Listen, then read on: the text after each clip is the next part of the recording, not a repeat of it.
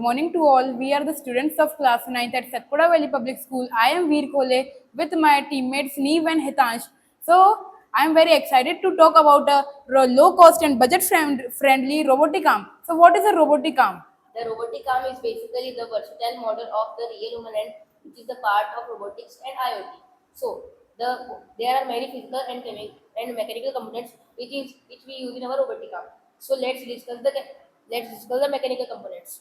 The mechanical components of our robotic arm is actuators and controllers. There are two types of actuator controller we use in it, which is servo motor and the jumper wires. The servo motors is the rotatory actuator which moves only in 0 degree to 180 degree, and the jumper wires connects actuator to controller which connects servo motor to our ESP8266. ESP8266 is the controller of our project. The ESP8266 have an A-type charging port which saves our code and gives power to our robot. Then the physical components of our robots are: There are four physical components which we use in our robotic arm. First, the base. The base is make our robotic arm to move on its axis at 0 to 180 degree because we attach the servo motor on the base. Second, shoulder.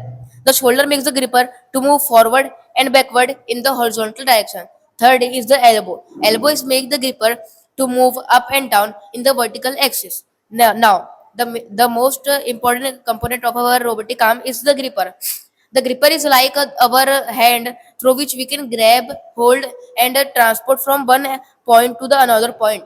Now, the question arises that what is the problems which our robotic arm can solve? There are many problems in our countries and in our local areas that can be solved by the robotic arms. First, there are no irrigation, there are no low cost irrigation system in our country. So with its modification, we can add a irrigation system in its base, and it will help in irrigate the plants, and with it hands we can do sowing. And second, there are labors getting hazardous and dangerous works in nuclear plants, so it will help in the nuclear plants for the inspections of dangerous things. And scientists are getting problems in chemical mixing, so it will help in the chemical mixing from a safe place, and there are some modifications that can be used in it. The first modification which we can do in our robotic arm are if we add the wheels at the bottom of the robotic arm so it can be able to move because our robotic arm is stationary robot. Second, if we add the visionary sensor in the robotic arm so it can see the our environment and captures the inputs. Third, if we increase its strength so it can able to lift more weighted objects and we can able to use in the factories and some other fields. Now, the fourth modification is if we add more joints in the robotic arm so it can become more reliable and flexible. thank you.